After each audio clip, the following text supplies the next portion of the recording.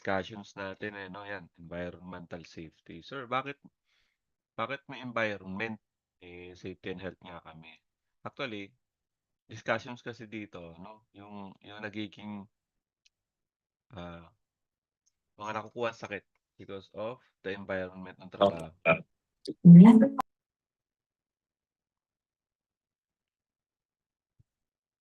Yeah, we discuss what?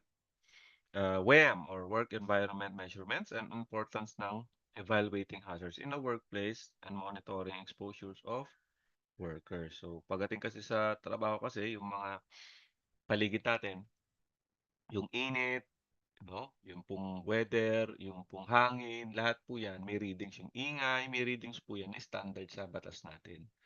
Lahat po yan, no? Yung physical and chemical agent.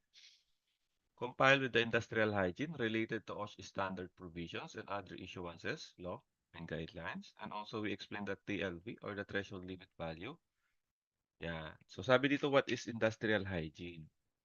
Yan. So, base sa kuha natin, sa field natin, occupational safety and health, we have major field, tatlo yan. Occupational safety, occupational health, at saka industrial hygiene. So, sabi dito, industrial hygiene is the science and art devoted to anticipation recognition. So, anticipation and recognition sinasabi dito is identification. Identification of what? Health hazards. So, apat po yung health hazards natin. Physical, chemical, biological, and ergonomics. So, pag na-anticipate na natin or recognize natin yung mga health hazard, you need to evaluate.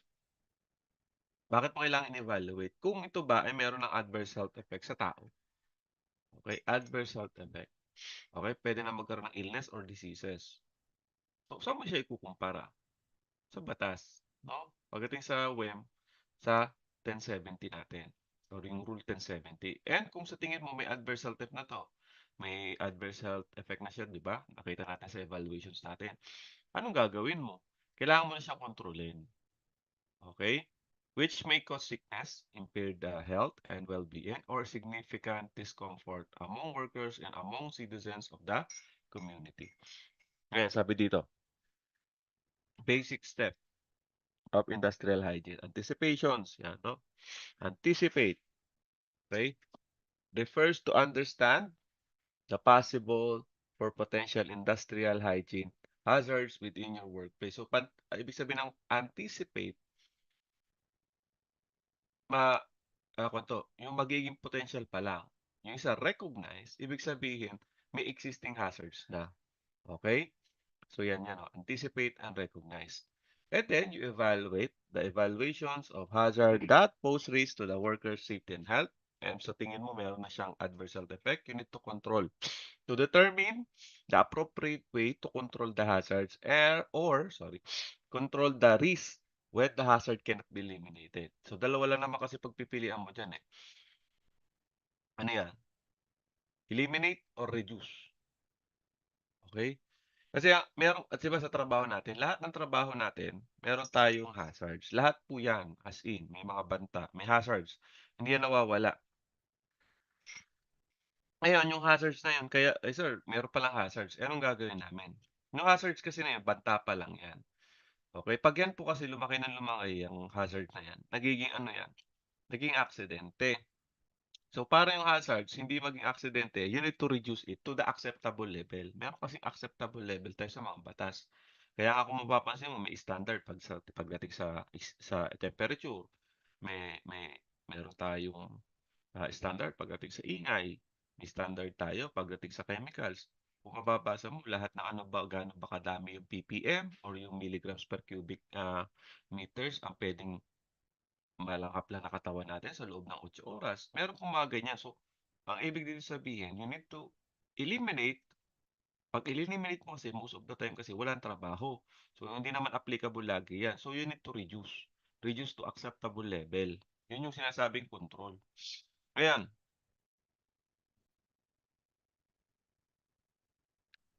Ano yung mga health hazards na tinatalakay natin, no? Yung po yung chemical, physical, biological, ergonomics.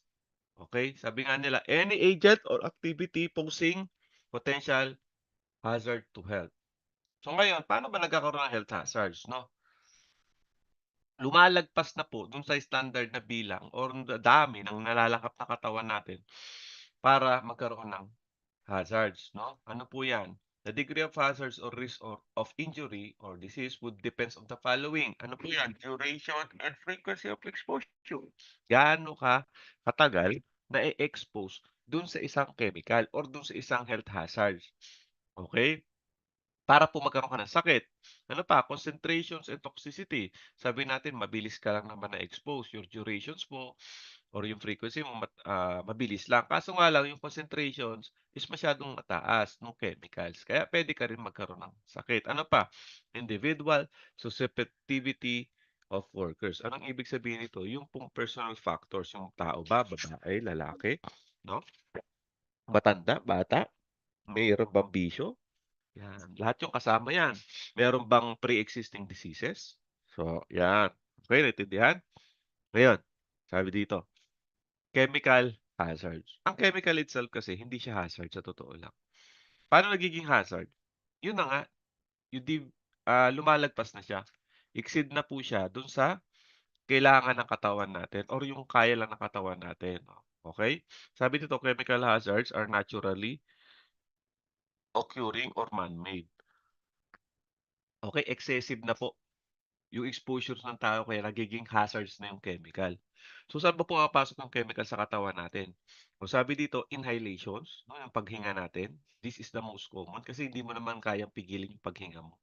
No, hindi naman kaya ni Ma'am Claire na hindi huminga. Sabi ni Ma'am Claire, 8 oras akong hindi hihinga sa trabaho. Hindi naman niya kaya, no? Sa 10 minuto pa lang, kulay violet na si Ma'am Claire. Mamatay na yan.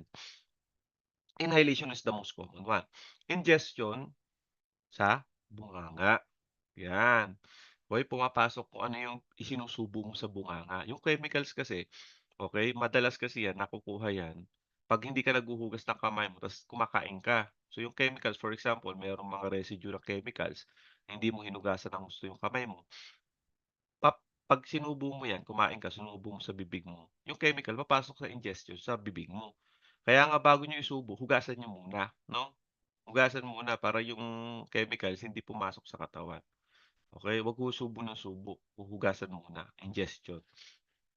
Ano pa, skin contact. Kung ano yung skin contact naman na sinasabi, sa balat. Actually, in a medical po kasi yan daw yung most common. Okey, yung skin. Kasi 'di ba buong katawan natin may balat, tama ba, 'no, Sir Randy? Lahat ng katawan natin may balat, 'no, Ma'am Ines, 'di ba? Lahat yan may balat, 'no, Sir Yes, sir. Andre? Okey. Ang problema lang nito sa na 'yan, sa medical kasi, 'di naman tarantado papasok na nakahubad, 'no, Sir Arwin, papasok ka ng walang kahit anong saplot, wala kang brief, wala kahit ano, papasok ka do'n para mahawa ka sa chemical. 'Di ba hindi naman, 'no, tarantado ka na no'n, sasabihin natin kung pumasok kang walang damit. Ano bang ginagawa natin? Meron tayong underwear, meron tayong short, 'no, yung sa babae lingerie, meron pa tayo niyang, pants, damit na sa ilalim o kunyari sando o kaya t-shirt tapos meron ka pang, another na damit. Tapos mayroon ka pang jacket, meron ka pang, ah ano ba 'yan, socks, 'no? Meron ka pang medyas tapos may sapatos ka pa pagpasok mo sa construction site ayaw mong mainitan, maglalagay ka ng face mask, tapos maglalagay ka ng helmet, tapos meron ka pang dark glass, tapos may gloves ka pa. Oh, ano na lang kitang balat mo. So, yung skin kasi hindi siya madaling pasukan sa chemicals. Although ang chemicals kasi puwede siyang tumagos sa skin mo or dun sa damit mo. Oo, may mga chemicals na gano'n. Ano pa, eye contaminations. Why eye contaminations? Kasi yung mata kasi natin, okey, yan po ay may mucus. Actually, kahit yung inhalations mo, mata mo, yung ilong mo, yung bibig mo, lahat yan may mucus na 'pag pinasukan ng chemical madaling mairita. Okey, ano yung panglima, meron pa injections. Ano yung injections? Ito po yung forced entry to your skin. Okey, yung chemicals katulad ng tetanus, yung pako, papako ka. So, ito yung type ng chemicals, dust, unang-una. Dust po kasi is solid harmful particulates suspended sa air. Okay, dust, maraming klase ng dust, silica dust, asbestos dust, ano pa ba, metal dust, wood dust, so maraming klase ng dust, no? Yan. So, ito po, Sa constructions, yung mga nagtatrabaho sa bato, ang tawag diyan silica dust, expose sila sa silica dust. Yung mga concrete, grinding, yan. Sir, paano 'pag bakal? Eh, di metal dust. Hmm. Sir, paano 'pag karpentero? Eh, di metal dust siya expose, yan. Fumes, oh, ano naman yung fumes? Oh, katulad nitong nagwe-welding, yung sa construction site, yung nagwe-welding, yung chemical po na ano po, fumes or heavy metals po kasi yan, eh. Yan po yung solid particulate na nasa, air 'no, papasok yan sa baga mo, ang masama kasi sa heavy metals, yan po ay nagsa-subside sa lungs. Hindi po yan nawawala, hindi po yan natatanggal. Katulad po yan ng ano, asbestos dust.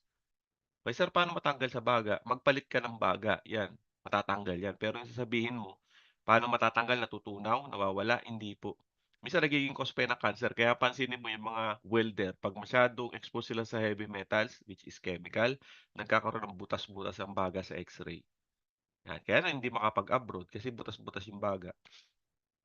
Ano pa, mist, okey.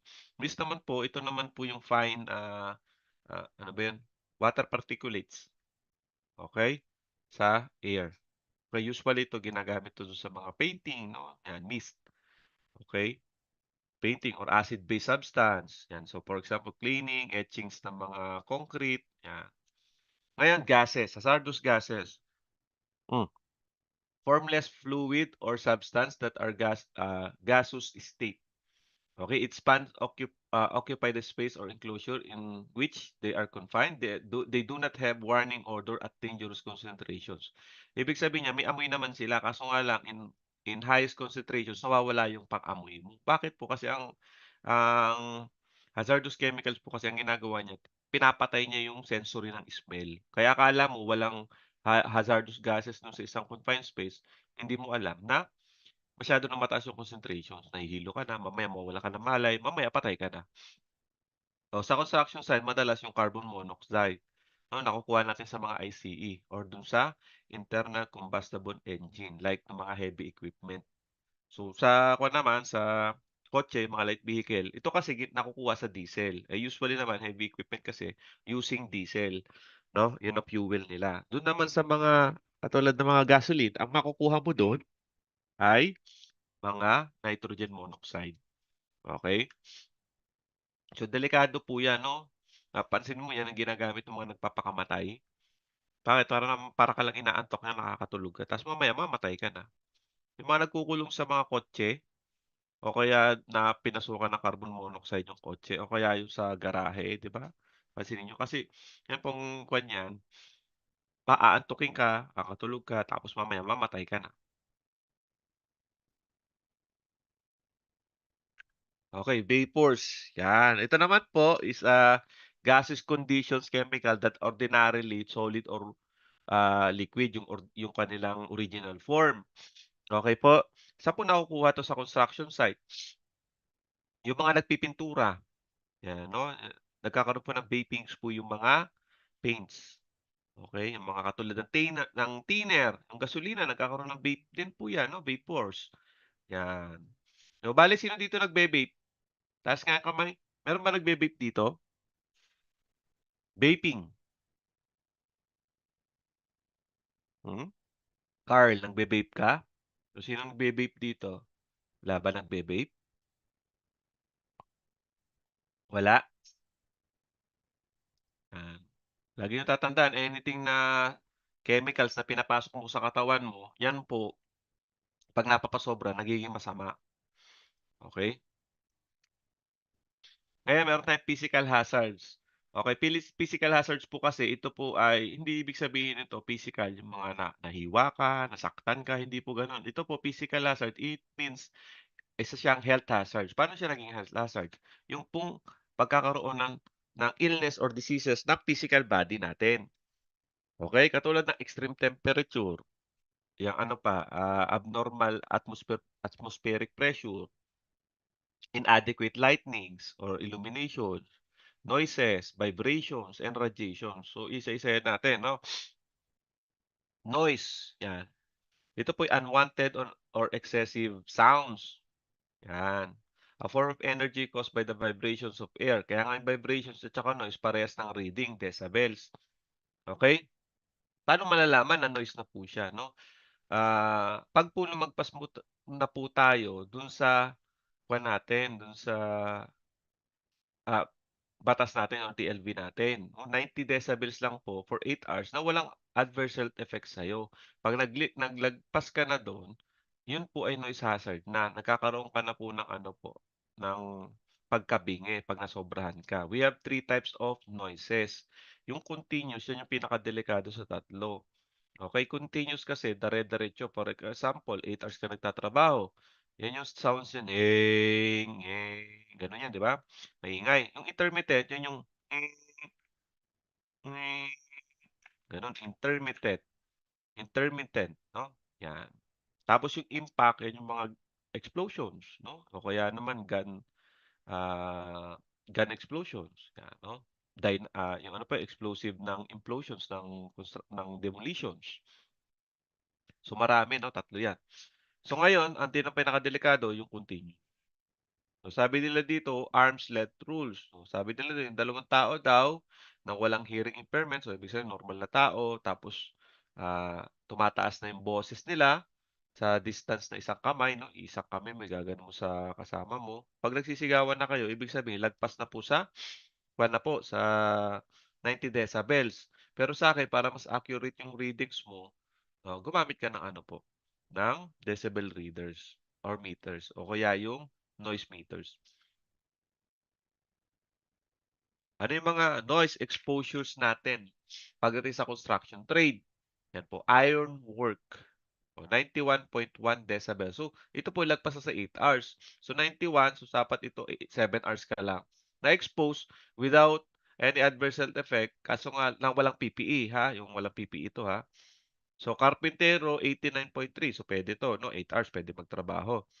Laborer, 89.1, pwede rin. Kaso nga lang, laborer, gumamit ng chipping machineries, no? Katulad ng mga jackhammer. So, magiging 102.9 o 103 decibels. So, sobrang ingay na yan. So, ilang oras ka lang pwede ma-expose ng walang PPE, mga siguro 1 o 2, mga kwan lang yan, 4 na oras o 3 oras. So, biruin mo yun. Sa loob ng 24 hours, 3 oras ka lang exposed. 'Di ba lugi ang kumpanya? Ano pa, masonry workers, 88.9. Pero pag gumamit ka ng mga grinding machines, 97 decibels. So, sobrang ingay.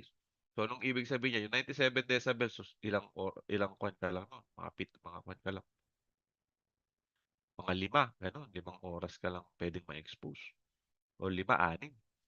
Ano pa? Operating engineers, welding, 91.2. So, lagpas, no? Yan.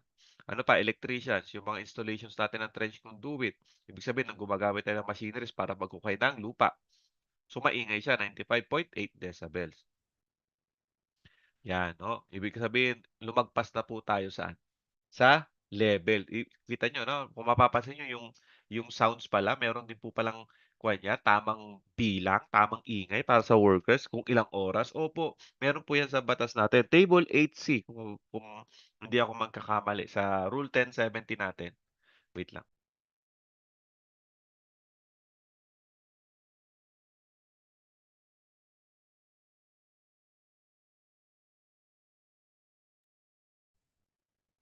Now, vibrations. Yan, isa rin po to. So, vibrations naman, isa rin po siyang physical hazards, no? Health hazards din yan. So, paano siya naging health hazards? Yung vibrations. Yung low frequency or whole body. Low frequency oscillations po yan. Katulad po yan ng mga driver. Yung mga nagdadrive ng mga heavy equipment. So, expose sila. Pag pag masyado silang exposed sa vibrations po kasi nagkakaroon sila ng musculoskeletal disorder. Ibig sabihin nagkakaroon sila ng mga sakit sa katawan, no? Pananakit ng mga joints, likod, mga ligaments, no? Tendons, yan. Gano'n din po sa high frequency oscillations or yung segmental. Pag sinabi segmental, focus sa isang parte ng katawan. Like for example, kamay. Itong usually, ano po yan, paggamit mo ng mga portable grinders, mga chippers, mga jackhammers, so yan, no? Segmental. Okay? Ano pa? Meron din tayo mga inadequate illuminations. Meron din tayo sa batas natin, ito, 1077, na nakalagay po dyan, no? Yung pong tamang bilang ng lux or yung readings ng ilaw. Meron pong tamang ilaw. Gano'n ba? Yes po. Sa trabaho natin, meron po tayong minimum requirements ng liwanag.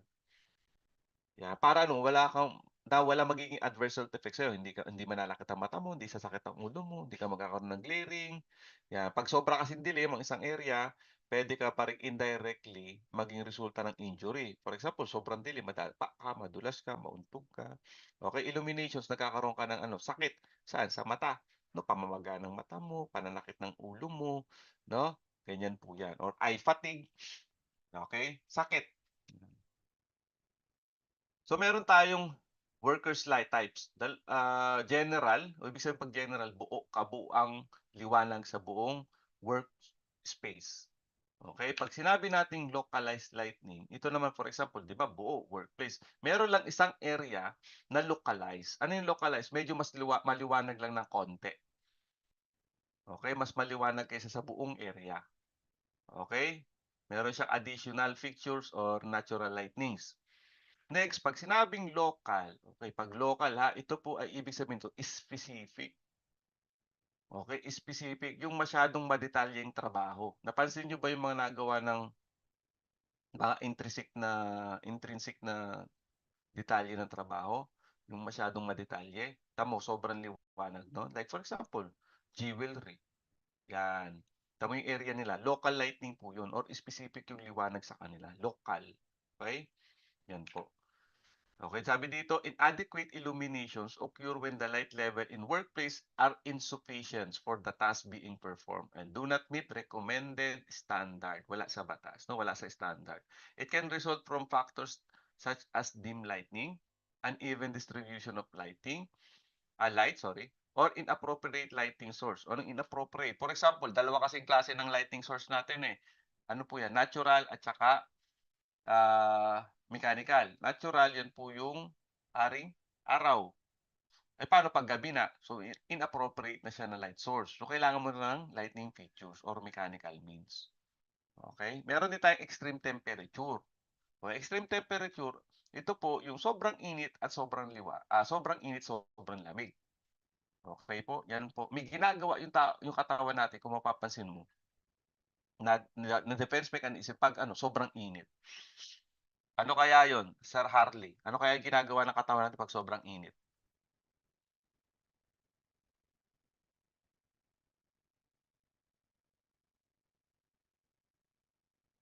Sir Harley, anong ginagawa ng katawan natin 'pag sobrang init? Harley Bagadyong, yan.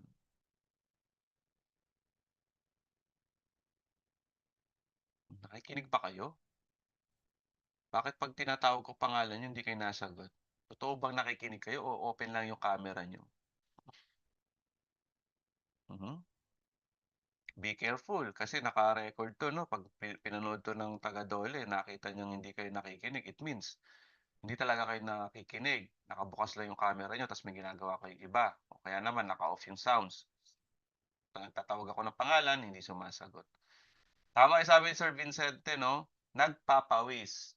Okay po, nagpapawis. Bakit? Yung tubig sa katawan natin nahahanginan, natatanggal yung init. Yun yung ginagawa ng katawan natin para bumalik sa normal temperature. Meron din tayong ginagawa ang katawan 'pag sobrang lamig naman. Okay? 'Pag sobrang init kasi 'no, lumagpas na tayo sa certain degree, nagkakaroon tayo ng tinatawag nating ano, hyperthermia.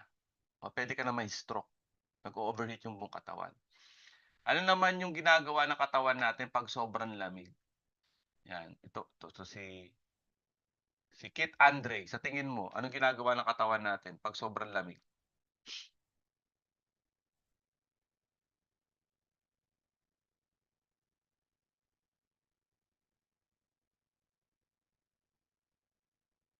Kit Andre Borromeo. Umiinit siya. 'Pag sobrang lamig, anong ginagawa ng katawan? Defense mechanism. Umiinit siya. Paano nga iinit yung katawan natin? 'Pag malamig, oo. Paano umiinit yung katawan natin? Meron 'yan. Sige.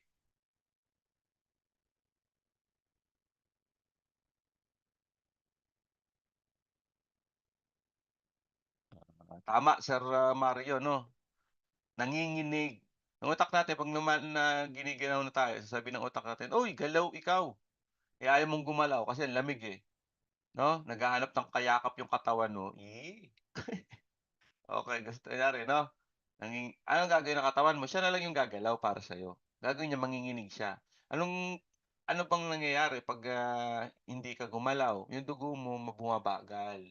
Okey, lumalamig yung buong katawan. So, ngayon 'pag pababa ng pababa yan, delikado na po yan. Puwede kang magkaroon ng hypothermia, yan. And eventually 'pag naabot mo yung lamig ng katawan mo, internal, temperatures mo na 24 pababa na, puwede ka na mamatay.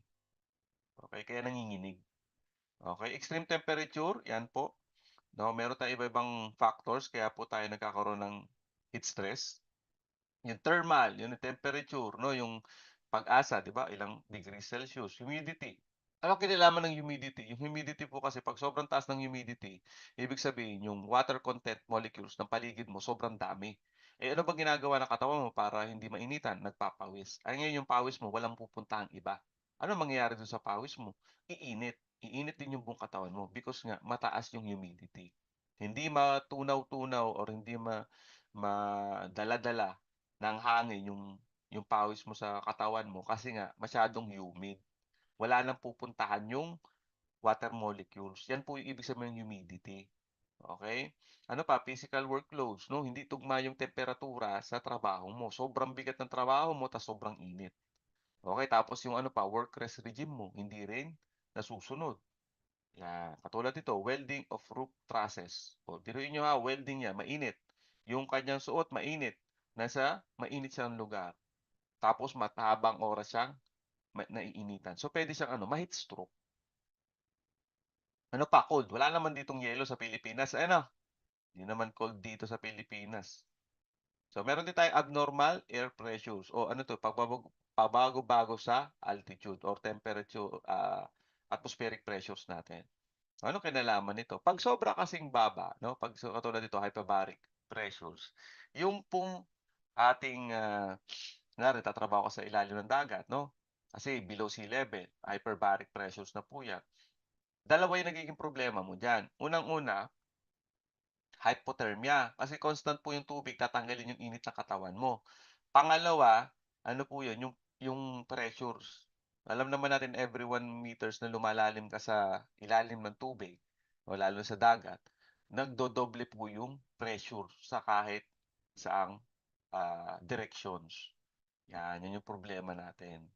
Ano pa, pagdating naman po sa mga gumagawa ng tunnel 'no, yung pinakamalalalim 'no, below sea levels, yan o gano'n.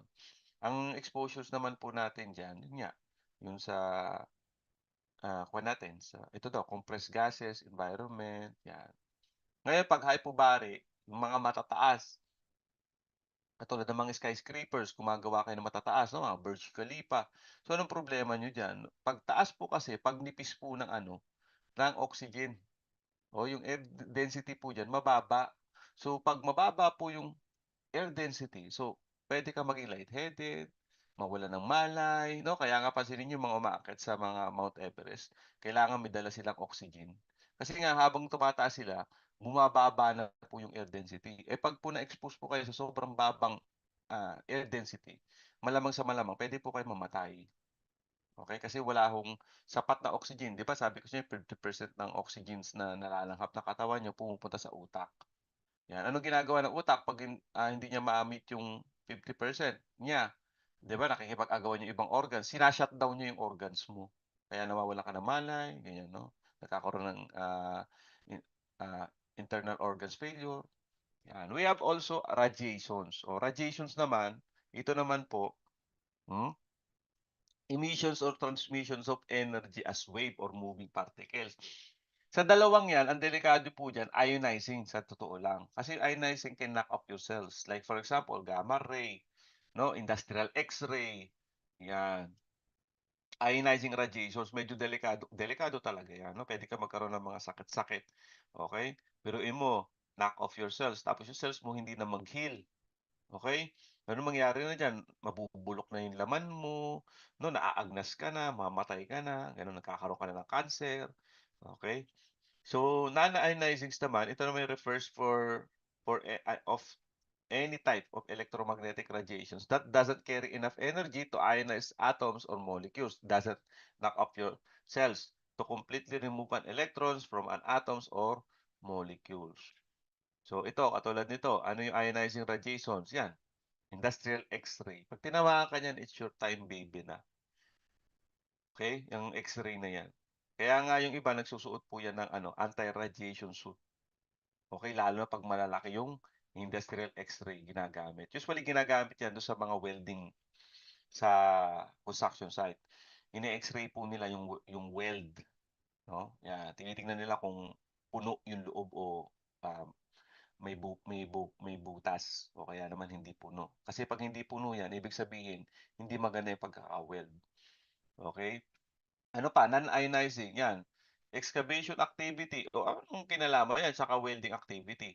Yung pong UV light, kaya pansinin mo yung mga nasa arawan, yung mga nagtatrabaho sa construction site, kung pansinin mo yung balat nila, hindi mo napapansin, maitim, sunog.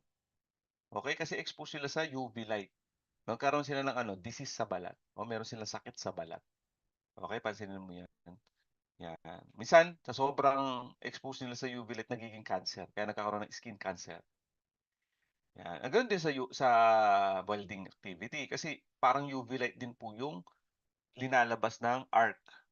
Yan. Meron din tayong biological hazard. So, biological hazard, dalawa po yan. Micro and macro. Pag sinabing micro, ito po yung mga bacteria, viruses, molds, fungi, protozoa. Anong kanyan, sir? Mayari, nagkaroon ng COVID o virus. Nagkaroon ng TB o tuberculosis diseases doon sa loob ng kumpanya nyo o bacteria, o di ba? Molds, fungi, no? Yan, nagkahawaan kayo ng athlete foods o nagkahawaan kayo ng pigsa, no? Yan. Ano pa? Biological, sorry. Katulad po ng insect o langaw. Okay, fecal-oral diseases, hepatitis, magkakaroon ka ng sakit na hepatitis, parasite, ganun din, no? Yung sa mga pagkain. Ano pa ba, yung mga plants, no? Yung mga poisonous plants, pwede kang magkaroon ng sakit pag ikaw ay napadikit sa mga plants na yun, di ba? May mga plants na tumutubo sa construction site, akala mo okay lang. Tapos pag lumapat yung kamay mo, o na-expose ka, nagkakaroon ka ng sakit. Animals, madaming daga, di ba? Yung daga, nasa construction site, leptospirosis. Ano pa, yung daga, inabol ng pusa. Yung pusa, kinalmot ka, tetanus. Sir, 'di ba sa mga kalawang yun, hindi po tetanus kasi yan po ay bakterya na tumutubo po or nabubuhay sa maduduming lugar. No? Basta madumi yan, katulad ng lupa. Kaya ingat-ingat kayo pag hawak ng lupa, pwede kayo matetano. Okay, ano pa? Yung pusa, hahabulin ng aso. Ang kaso nga lang, yung aso may rabies, kinagat ka, magkaka-rabies ka, virus. Okay? O kaya naman tao. O ano naman yung tao? Yan, most commonly, may macrobiological hazards yan. Kung ano yung sa tao, pwede kang makahawa ng iba-ibang sakit, no? STD, HIV, hepatitis B, basta maraming klase. Tapos pwede rin rabies, no? Pag nangagat yung katrabaho mo may rabies, mararabis ka din. Yan. So, saan ba nakukuha yan sa natin? Sa construction site. Yun, poor sanitations and poor housekeeping. Yan, no? Maduming trabaho. Okay? Ano pa? Pag tayo naglilinis ng mga industrial waste natin ng sewage without proper procedures and proper PPE, pwede ka magkaroon ng mga mahawa ng mga sakit niyan. Ano pa? Mismong ikaw, poor hygiene. No? Di nagtututbrush, di naliligo, no? Baho, yak. Ang baho ng hininga. Okay? Tapos nagkakaroon athlete foot kasi hindi naglilinis ng paa. Yan. Pwede ka magkaroon ng iba-iba klaseng sakit. Ngayon, ergonomics naman tayo. Okay, sa ergonomics kasi, hindi siya hazards. Actually, ergonomics means, ano po yan, law of work. Okay, from the Greek derivations po now. No, ergo, work, nomos, law. O kaya, law of work. Okay, or fitting the task to the human. Yan yung law ng trabaho. Kailangan po ang trabaho ang nag-a-adjust para sa tao. Kaya pag hindi nasunod yan, ano nangyayari? Nagkakaroon ng hazards, kaya ergonomic hazard. So ano yung ergonomic hazard? Dalawa po yan. Physiological, Okay? Ito daw po, those basically, actually, this ergonomic hazard is about stress. Okay? Magkakaroon ka ng sakit. Physiological hazard is a physical stress. Yung isa, psychosocial hazard, it's mental stress. So, pareho silang stress. So, ito, yung pong excessive movement of your body is physical stress. Okay? Physical body stress na nagkokos po ng musculoskeletal disorder. Katulad ng non-recovery of the body, no? Pag hindi mo pinagpapahinga yung katawan mo, dire-diretso yung trabaho mo. Sabi ko nga sa'yo, nagkakaroon ng physical body stress. Ano pa? Repetitive nature of the work. Paulit-ulit, no? Tapos hindi sumusunod sa batas, no? Mabigat, buhat ka ng buhat, buhat ka ng buhat. Diba? Sabi sa Department Order 13, ano ba lang kaya ng katawan natin buhatin? 50 kilograms para sa lalaki, ha? Average. Okay? Sa babae, 25. Yan yung average na kayang buhatin ng tao. Ng babae pala, sorry. Average na babae, 25. Sa lalaki is 50. Maximum. Yan, no? Tanong ko sa'yo, Sir John Martin, meron ka ng asawa? Pasol.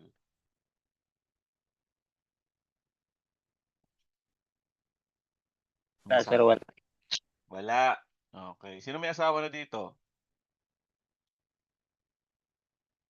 Gian, may asawa ka na? Wala po, sir. Wala. Girlfriend, meron? Wala din po. Kawawa ka naman. Hindi, ito si JB, may boyfriend. Ay, may boyfriend. May girlfriend ka na. May girlfriend ka na. Ha? Hindi pa po. Anong hindi po? Oo.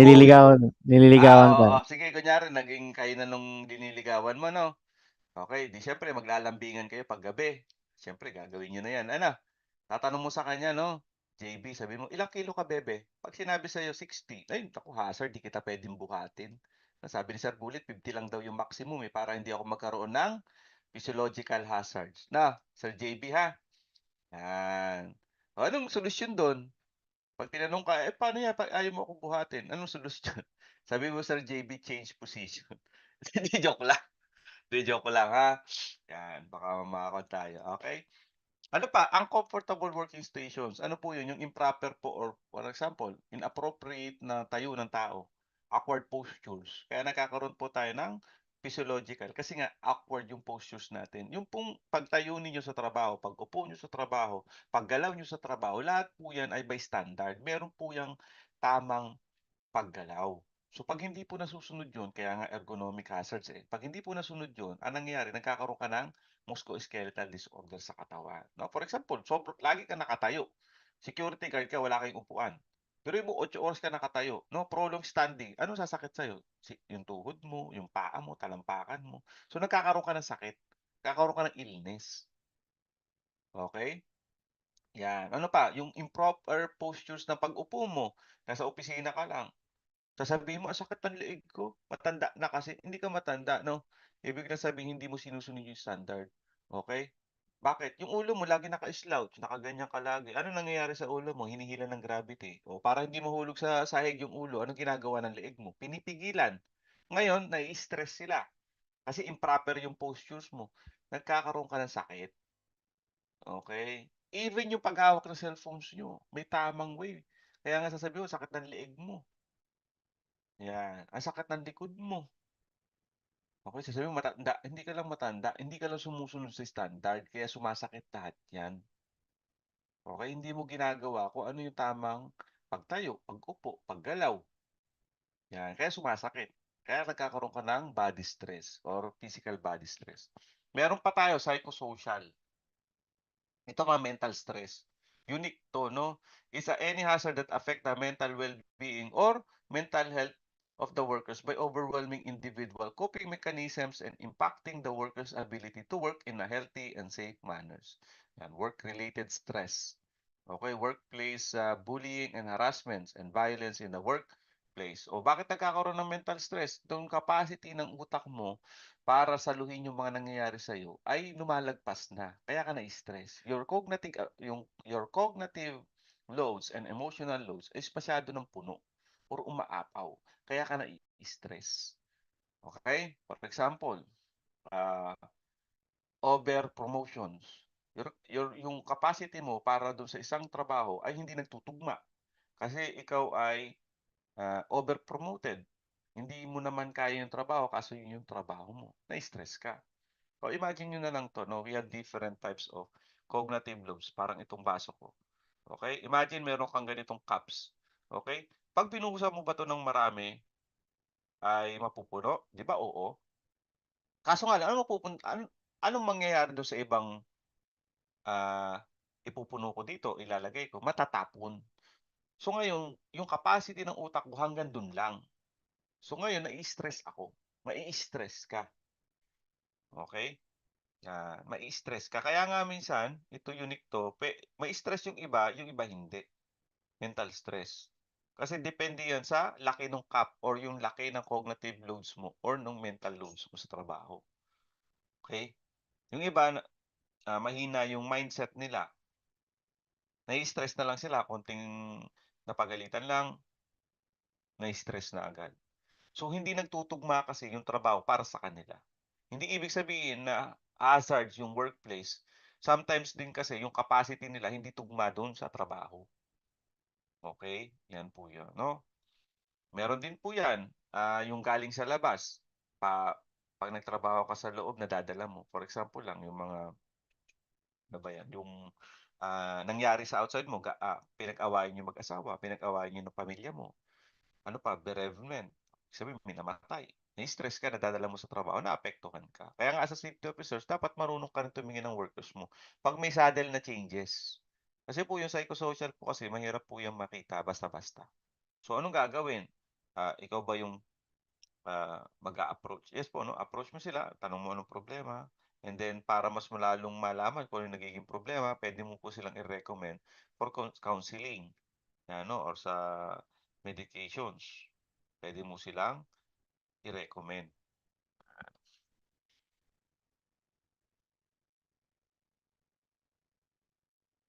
Ngayon naman sa chemicals tayo, meron tayong tinatawag, what is label? Now we have appropriate groups of written, printed, or graphic informations elements concerning a hazardous product that are affixed to, printed on, or attached to the immediate container of hazardous products or to the outside packaging of the hazardous product. Katulad dito, this is label. May label po siya. Kung mapapansin nyo, malaki yung pangalan no manufacturer, anong klase pong chemicals, ano po yung pangalan niya. Sa likod niya, nandun din po yung mga photographic natin, or yung pictogram kung tawagin ng iba. Yung pong ating pong mga precautionary measures, yan, taga saan, yung gumawa, ano po yung contact details nila in case of emergency. Yan, component of GHS compliant label. Actually, meron tayo dito sa Pilipinas na sinusunod when it comes to chemical handling, yung Department Order 136 Series of 2014. So, nandun nakalagay kung ano po yung proper way to handle the chemicals. Okay, paano ba hawakan? Paano ba gamitin ng tama? Ano ba yung proper labeling? Okay, katulad dito, may label po siya. Kung mapapansin nyo, product identifier, signal words, yung hazard statement, precautionary statements, supplier informations, and pictogram. Ito na pala, oh. Guidelines for the implementations of Globally Harmonized System or GHS in Chemical Safety Program in the workplace. So, yan yung sinusunod natin, no? Basta lahat po ng humahawak ng chemicals, okay, ito po yung fina-follow. Okay, nakalagay din po dito yung ating pong pictograms. Meron po siyang iba-ibang picture. So, kada picture po na makikita ninyo, meron po siyang meaning. For example, health hazards, carcinogen. Okay, ibig sabihin ng carcinogen, pwedeng maging cancer na chemical. Pag na-expose yung workers, pwede siya magkaroon ng cancer. Ano pa? Mutagenicity. Ano po yan? Yan po yung nagiging mutations sa inyong cells na pwede kayong maging magkasakit o kaya naman magkaroon ng pagkabaog o kaya naman naipasa mo yung genes sa anak mo, nagkaroon ng birth defect. Parang Gano'n, no? Ano pa, reproductive toxicity, yan, no? Ibig sabihin sa reproduction organs nyo. Sa lalaki, pwede ka mabaog. Sa babae, pwede ka mabaog. O kaya naman, magkaroon ka ng sakit sa patres. Respiratory sensitizers, ibig sabihin, pang-iirita ng ating respirator, target organs, and aspirations. Ano naman sa flame, so, flammable, no? Nagiging apoy. Ano pa, self-heatings, emit flammable gases, self-reactives, organic peroxide, yan, no? Pwedeng maging sunog. Ngayon, sa exclamation mark naman, no, mapapansin mo, ito naman po ay nagiging irritant sa ating mucus. Okay, kaya nga, skin and eyes. Skin sensitizers, yun, no? Nagkakaroon din ng irritation sa balat. Narcotic effect. Ano po yung narcotic effect? Para ka nakadrugs pag ikaw po ay na-expose sa chemicals na to. Respiratory tract irritant. Yan, sa ako natin, sa pag-ihi. Yan. Hazardous to ozone layers. No? Delikado sa ozone layers. Parang yung mga chemicals na ginagamit sa refrigerant. Yan. Gas cylinder. Okay, ibig sabihin nito, yung cylinder po ay pressurized. Now, corrosions. Yung corrosions po, kung mapapansin nyo, metal and skin. Okay po, corrosive siya sa metal and corrosive siya sa balat. Yan. Ano pa? Exploding bombs. No? Yan. Edi siyempre, explosive. Self-reactive and organic peroxide. Ngayon, meron tayong flame over circle. Ito po yung oxidizer. Meron po kasi mga chemicals na pag na-expose po kasi sa oxygen, nagkakaroon ng volatile reactions. Yes po, katulad ng bakal. Tawag nyo, na-expose sa oxygen. Ano nangyari? Kinakalawang. Kaya nga pansinin nyo yung mga makina, meron po bagong mga gawa. Pag dinadala sa construction site, hindi pwede agad buksan. Bakit? Ang laman po nun is pure nitrogen. Hindi po pwedeng malapatan ng oxygen kasi nagkakakalawang. Yan. Ano pa, environment. Yan, no? Sa ako natin, yung may makikita kang isda na patay, tapos tuyot na puno. Ang tawag doon, environment hazards po yan, or aquatic toxicity. Meron din po tayong skull and crossbone. Acute toxicity, no? Exposure sa toxic, it can be fatal, or ibig sabihin, pwede kang mamatay, or toxic sa katawan natin, or acute. So, meron tayong SDS. Actually, pag nagbabasa ka, dapat lahat po ng chemical pagdating sa construction site, lahat po dapat ng chemical, kahit kukunting quantity yan, dapat po may SDS. Yan po sinasabi sa batas, dapat po. Ayan, properly labeled, meron pong SDS. So, ano ba yung SDS? Dati kasi ang tawag yan MSDS, no? Material Safety Data Sheets. Ang problema lang dati kasi, yung SDS kasi, magulo. Kung ano yung trip lang na ilagay ng manufacturer. Ngayon, ginawa nilang uniform. SDS na po. Sabi dito, a summary of the importance, health, safety, and toxicological informations on the chemical or the mixture's ingredients. Parang ganito. Yan. So, lahat ng chemicals, ganito po yung sinusunod natin. Okay? Meron tayong 1 to 16. Sa ibang bansa, hanggang 10 lang ang sinusunod o kaya hanggang 8. Depende, merong dumadagdag hanggang 20. May sarili silang nilalagay. Pero ang pinaka-importante dyan sa lahat ng yan is 1 to 8. Yan yung tinatawag nating mandatory talaga. Tapos yung 9 to 16 optional. Pero lahat yan, pag bumili ka ng chemical, hindi mo na pwedeng pabura. Pero lahat yan, meron na. Nakalagay na po yan. So pag gumamit kayo ng chemical, kahit anong klaseng chemical, dapat po sa storage room, meron po siyang available or ready available na SDS na copy. Kahit konti lang yan, no? Kahit isang baso lang yung dami niyan. Lahat po dapat yan may SDS at saka properly labeled. Okay? Kasi yun po ang sabi sa Department Order 136. Okay, wala yung confined space na yun. Ba't kami confined space? So ngayon, evaluate natin. Diba sabi ko sa inyo, meron tayong diniscuss na health hazards, no? Yung 4. So tapos na tayo doon. Ngayon, evaluate po natin yung health hazard natin through working environment measurement. You need to evaluate kung meron bang adverse health effect itong mga to. O katulad dito, ito naman po is Department Order 160. Actually, yung 160 po kasi na yan, ibig sabihin po yan is guidelines for accreditations ng WEM provider. But anyway, sabi dito, WEM shall mean sampling, analysis, carry out, okay, in respect of the atmospheric working environment and other fundamental elements of working environments for the purpose of determining actual condition therein. So, 1077. Kung mapapansin mo, bakit may 1077? Kasi po yung 1077, Rule 1077, ayun po yung work environment measurement. Okay po. Bakit sir meron pang Department Order 160? Huwag kayong malilito 160 is the guidelines for accreditations ng WEM provider. So siyempre, yung pong linalaman ng 1070 natin or 1070 natin na rules, ay nandun din yan. Mababanggit at mababanggit din yan. Okay? Ano pa sabi dito? OSH standard natin, 1989, Rule 1077. Sino ba daw ang nagkakandak ng WEM? Sabi dito, employer. Okay? Shall exert effort to maintain and control the working environment in comfortable and healthy conditions for the purpose of promoting and maintaining the health of his worker. Okay? Employer. Bakit lagi si employer, sir, ang may kanyan, ang dapat mag-effort? Kasi po sabi sa batas eh. Kung mababasahin yung 1030, Rule 1030, tsaka po yung Section 4A na yan ng Department Order 252. Mapapakikita nyo doon, ano ba nakalagay doon? Ang may effort po dapat, kasi sila lang yung may kakayahan ng decision making. Ano pa, resources, nasa kanila, pera. Sila rin po ang may control for the actions of the workers. Wala namang kakayanan ng safety officer para gawin lahat yun. So, employer po ang nag-e-exert lagi ng effort. Sino ba magbabayad ng ganito? Di ba? Ang inyong employer. Ano pa sabi dito? What is being determined in WEM? Ano ba daw yung talagang sinasample natin, inaalisis natin? Sabi dito, working environment measurement shall include. Ano yung include natin? Temperature, humidity, pressures, illuminations, ventilations, and concentration of substance and noises. So kung mapapansin mo, physical agent and chemical agent. Na, pansinin mo yung dalawa. Yun ang laman.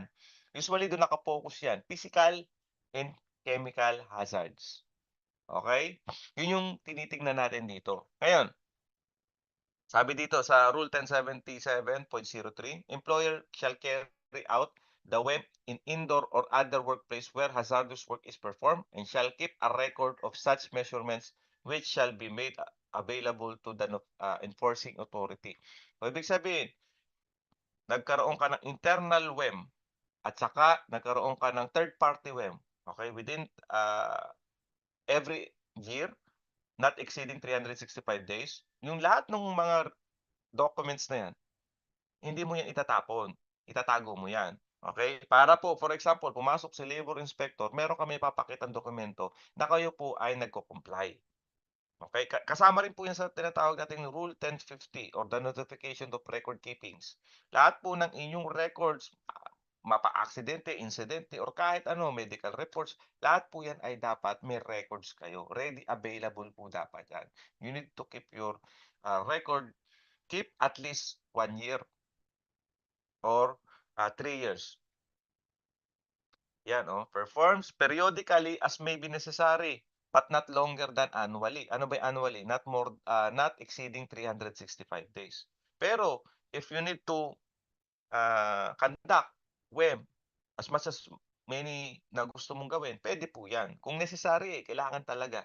Masyadong hazardous yung trabaho, kaya kailangan makita lagi na kung nasa batas ba yung condition ng work area natin. So, wala namang problema yun. Ngayon, ano ba sabi dito? WEM shall be performed by safety and medical personnel. Ano yung tinutukoy dito? Safety officers and OH personnel. Sino yung OH personnel? It's either yung OH physician or your OH nurse. So, pwede pala kami mag-conduct. Meron pa. No?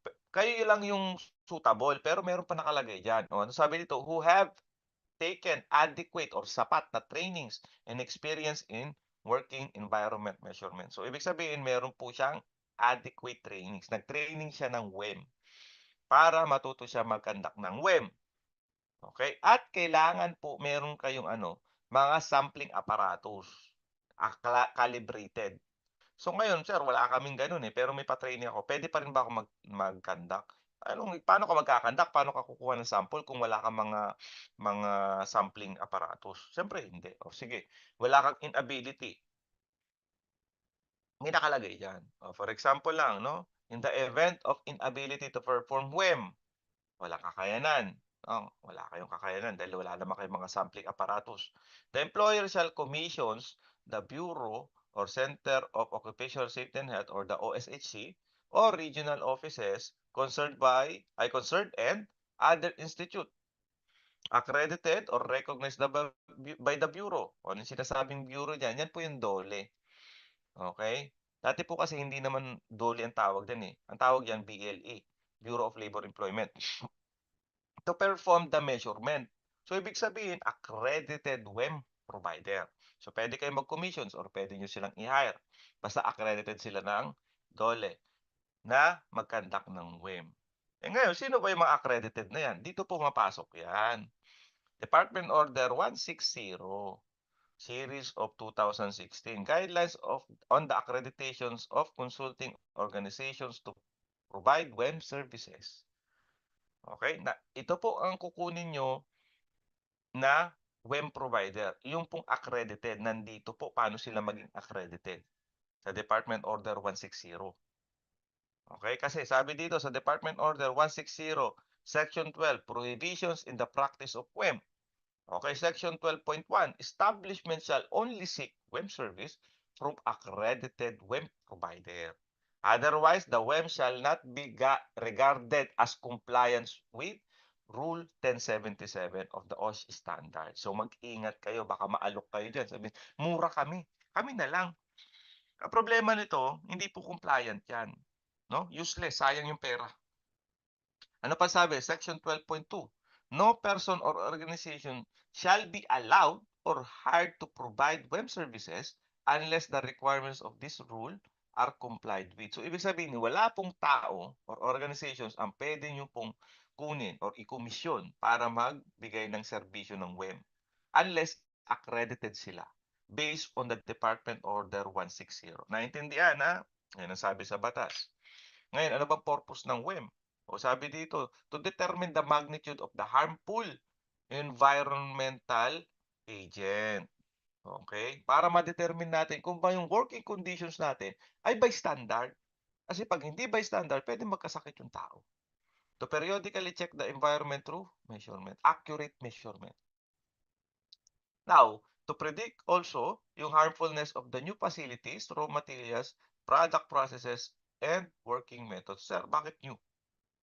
Bakit kailangan po ng mga ganito? Inspections, investigations, WEM. Bakit po yung new bago nga yan?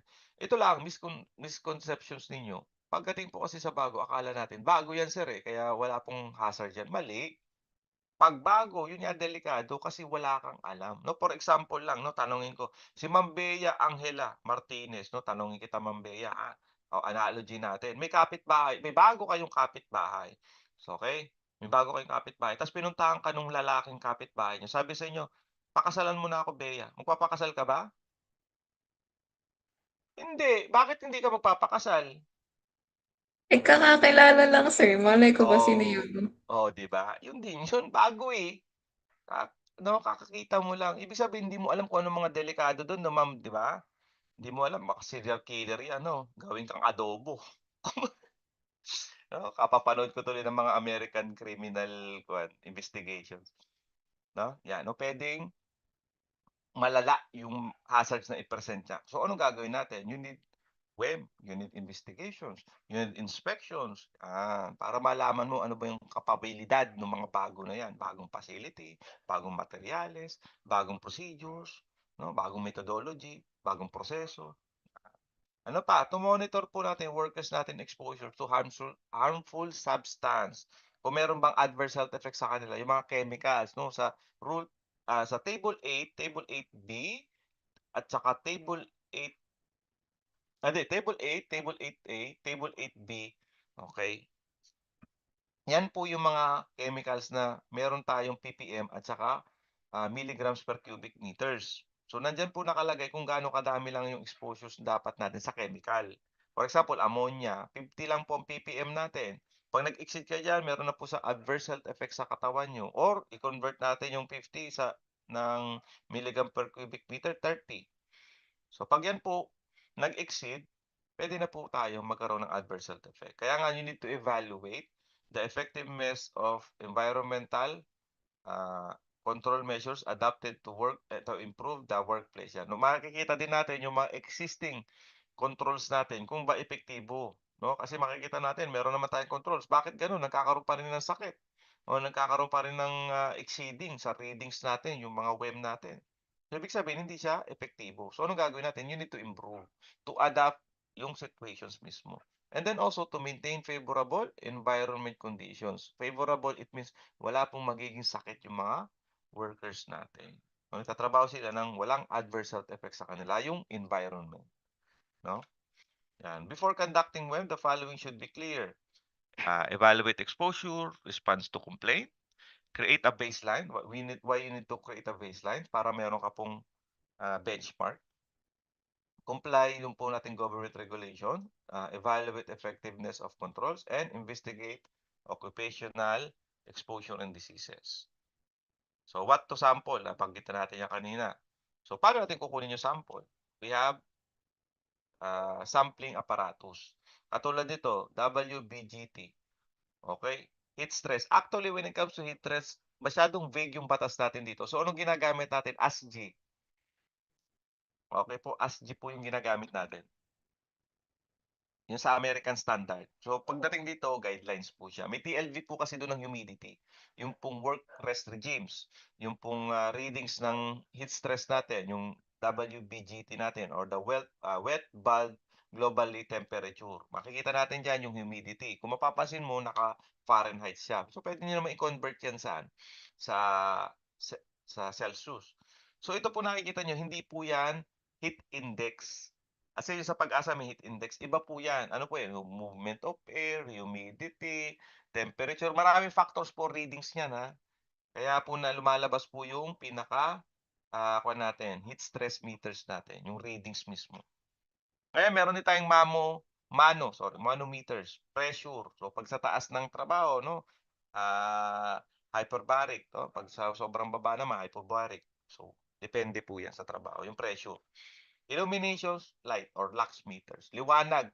Pati ba liwanag? Opo, sabi ko sa inyo. Sa workplace ninyo, may certain area po kayo na dapat po nakukuha yung minimum na liwanag. Okay? Pag bumaba po kasi doon yung liwanag, nagkakaroon po tayo ng illness sa mata. No? Pwedeng manakit yung mata mo kasi medyo madilim. Persado yung pagtingin mo. Yan. Ventilations, movement of air, no? Yung quality of air sa loob ng area natin. Kaya po may ventilations. Kaya mapapansin nyo, mayroong mga area na meron po silang mga ducts. Okay? Meron po silang mga mechanical means para gumalaw yung hangin, no? Malalaki yung fan, no? May mga exhaust fans. Yan. Meron din tayong Sir, may kwan po to, may readings po yung hangin. Opo, yung PSME natin, yung readings mismo ng PSME. Okay, mechanical kwan po yan, Philippine Mechanical Codes. Okay? Yun po yung sinusunod natin, Mechanical Codes of the Philippines. Pagdating po sa movement of air.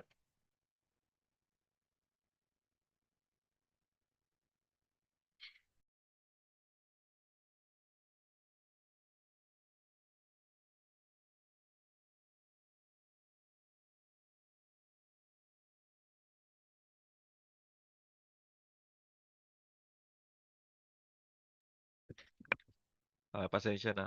And then also concentration of substance or yung mga hazardous gases natin. Lalong-lalo na sa confined space. Okay, meron po kasi multi-tester tayo, multi-gas tester. Minsan 4, 6 yung readings niya. For example lang, oxygen. May proper readings po ng oxygen level. Dapat 19.5 to 23.5. That's it. Pag sumobra ka dyan, pwede ka masunog. Pag kumulang ka dyan, pwede kang mawala ng malay.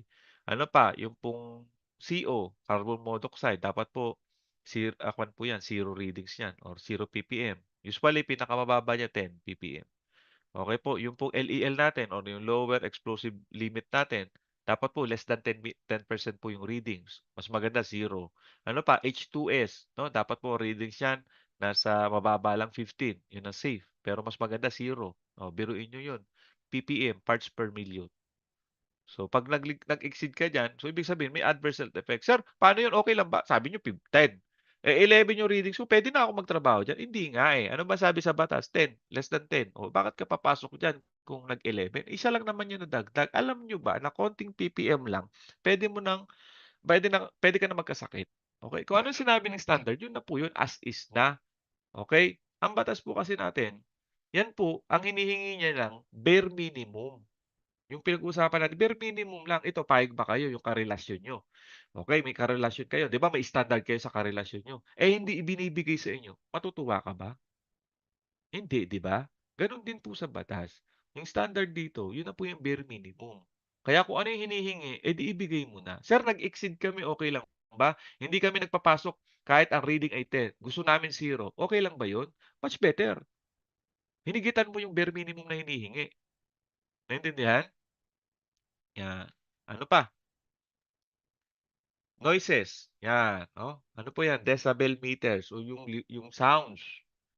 Okay, meron din po yan. May readings po yan. Katulad ito, 77.6. Yan, very good yan. No? Mababa yan. Pwede kang maging ma-expose ng 8 oras ng walang adverse health effects sa'yo. Hindi ka mabibingi. Okay? Ngayon, we have two types of monitoring. Personal at saka area. Pag sinabing personal, ito po, personal. Ibig sabihin, naka-place po ito. Malapit saan? Sa hingahan natin. Okay? Sa hingahan po yan. Kasi po yung breathing zones natin, yung mga hazardous sa chemicals, no? Na pwede tayong ma-expose, o yung delikado po yan. So, habang nagtatrabaho ka. So, mabilis mo pong malalaman kung meron pong problema. Mas madali ka makakaiwas. Ngayon, yung area monitoring, sa general area po yan. No? For example, yung ah, gabok.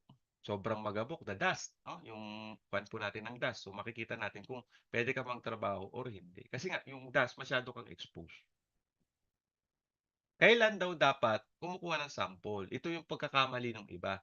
Okay? Sabi dito, every shift during normal working hours. Ibig sabihin, may nagtatrabaho. Hindi ka pwedeng kumuha ng sample nang walang nagtatrabaho. Kailangan imimik mo yung actual exposures ng workers doon sa kinukuhanan mo ng sample. Katulad na maingay. Okay? Yung ventilations. Okay? Gumagana ba yung movement of air? Yung quality of air, nandun. Liwanag. Yan ang exposure. Kasi nga, kaya ka kumuha ng sample para makita mo kung ano yung actual na exposures ng mga workers mo. Okay, ano pa? Magkuha ka ng samples pag may pagbabago or may bago. Bagong proseso, gamit, materyales, lahat po yan, no? Pag may pagbabago. Kasi bakit? Bago na namang exposure yan no, sa workers mo. Okay? Ano pa? Upon installations of control devices, compliance with the OSHA standard. So, ibig sabihin, may linagay ka mga safety devices. Titingnan mo kung yan ba ay ano po, gumagana ng ayos. Kaya ka kukuha ng sample, titingnan mo kung talaga nakaka-control. Oh, yan po ay efficient ba yung kanyang control ng devices. Yan. Naglagay ka, for example, naglagay ka dyan ng fan. Okay, nag-install ka dyan ng safety devices, naglagay ka ng control measure na fan, exhaust fan, o anong klase ng fan. Titingnan mo kung nung tinesting mo ba yan, efficient ba siya, effective ba siya. Yeah, kaya ka nagkukuha ng sample. Ano pa? When normal work is being carried out and do not measure pag nagpapahinga po sila or yung makina is nasa idle or hindi gumagana. Kailangan po gumagana siya. And isa pa, kukuha ka ng measurement, pag start ng trabaho, hindi agad. Hintayin mo muna naka-isang oras na or higit.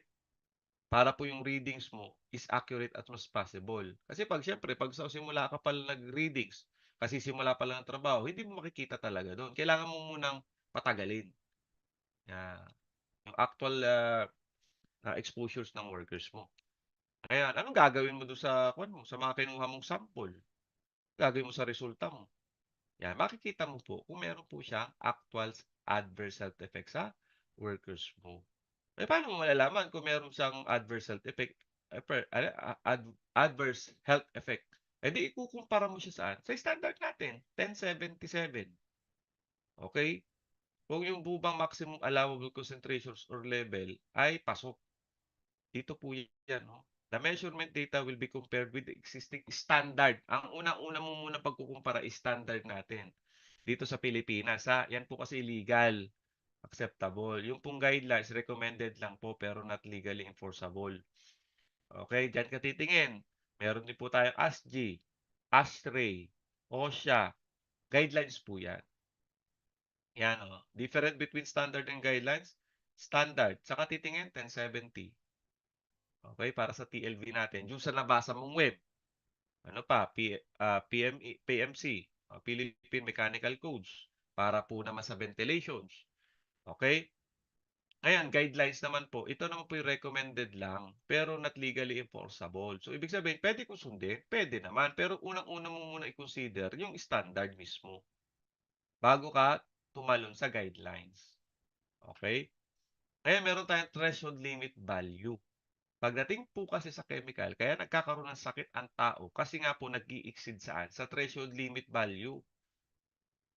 Okay po? Para hindi ka magkasakit, kailangan po hindi ka mag-exceed dito. Eh, ano ba yung threshold limit value? Yun yung sinasabi natin sa 1070. These are exposure guidelines that have been established for airborne concentrations of many chemical compounds. Concentrations of hazard that exceed the TLV can cause adverse health effect to human. So, we have 3 categories. Ito na. Time-weighted average, ibig sabihin 8 oras kang expose. Short-term exposure limit, yung pong panandalian exposures lang. Pwede ka kasi lumagpas dun sa normal na ppm or milligrams per cubic meters mo. Kaso nga lang, magiging short terms lang yung exposures mo. Ang maximum lang po dyan is 15 minutes and then resting of 1 hour. And ceiling. Ano yung ceiling? Ito po yung pinaka-maximum na readings na pag lumagpas ka kahit konti, immediately, kailangan tumigil po yung trabaho. Mamaya, tingnan natin na. Ito na, average. Time-weighted average. 8 oras. Okay, na walang adverse health effects sa'yo. Kagaya na, ito, table 8. Kung mapapansin mo, meron tayo ppm, parts per million, at milligram per cubic meters. Ngayon, mapapansin natin, sabihin natin ito, ammonia.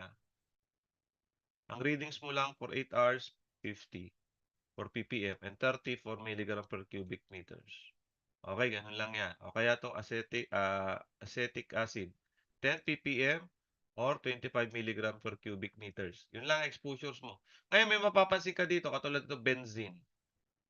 Ang exposures mo, ppm 25 at saka milligram per cubic meter 80. Pero may mapapansin kang C. Yan, di ba? May C yan. Wala. Ayun, nasa tabi ng benzene. Napapansin nyo yan? Ibig sabihin ng ceiling. Itong 25 at 80 na to, hindi na po pwedeng lumagpas to na kahit konti. Kasi pag lumagpas po yun na kahit konti, tigil po immediately yung trabaho. Okay, ganun po yung ceiling na sinasabi. Ito, katulad ito, LED. Okay, alam naman natin LED, pag na-expose ka masyado sa LED, ano po yan? Nakakabaog, nakaka-anemic po yan. Okay? So, ang kwan lang natin dyan, TWA lang natin dyan, 0.15 milligrams per milligrams per cubic meter, no? Per cubic meter. So, 8 hours per day or 48 hours per week. Yan lang po. Kaya, ano naman yung STEL natin or yung short term exposure limit? O, concentrations per exposure should be no longer than 15 minutes and not more than 4 times a day with 1 hour's interval between. Ibig sabihin, 4 na beses ka lang, okay, sa isang araw, may expose ng maximum of 15 minutes with a minimum 1 hour interval. So, ibig sabihin, na-expose ka ng 15 minutes, kailangan mo magpahinga ng 1 oras or higit pa bago ka ulit pwede ma-expose ng 15 minutes. Katulad nito, toluene. Toluene po is industrial ink ginagamit, which is dangerous po siya sa high concentrations. So, toluene, 250 ppm, yun pong ating 8 hours or TWA natin, time-weighted average. Kaso nga lang, pwedeng mag-ramp up to 500 ppm yung exposures mo. Kaso nga lang, magiging STL na lang siya. No? Maximum of 15 minutes na 4 na beses lang sa loob ng isang araw with interval of minimum 1 hours. So, hindi pwede yung 15 minutes gawin ng 1 oras na exposure. Hindi po ganun yun, no? Sa isang araw. Ang ibig sabihin niya, 15 minutes maximum, tigil. Pahinga ng 1 oras, minimum, or higit. Then, exposure agad ulit ng 15 minutes, tigil. Pahinga ng 1 oras, exposure ng 15 minutes, tigil. And then, pahinga ulit ng 1 oras. Tapos, exposure last ng 15 minutes, tapos hindi na. Kinabukasan na ulit. Ganun po ibig sabihin niya. No? Ceiling naman, the concentration that should never be exceed during any parts of the working exposure. Yan sinasabi ko. Hindi po pwedeng mag-exceed. O, katulad yan, hydrogen chloride. Yan lang po yan. Sir, pwede yan. Kunyari, for example, hydrogen chloride, 5 ppm. Okay, 5.1 ppm. Pwede ba, sir? Hindi nga. Ano ba ang ceiling? 5 lang. Anything na point something dyan, hindi na pwede magtrabaho. Okay, that is the ceiling value. Okay po, that is the forgivable na number. Hindi na pwedeng lumagpas dyan kahit konti. Huwag matigas ng ulo. Okay?